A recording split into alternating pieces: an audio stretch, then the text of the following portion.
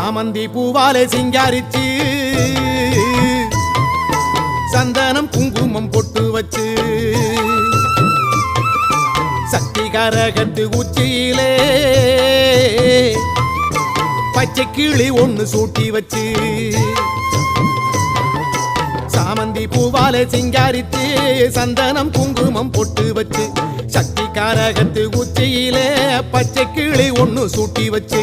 பார்த்து பார்த்து செஞ்ச கரகம் வெக்காளிதாயே கரையேத்துவது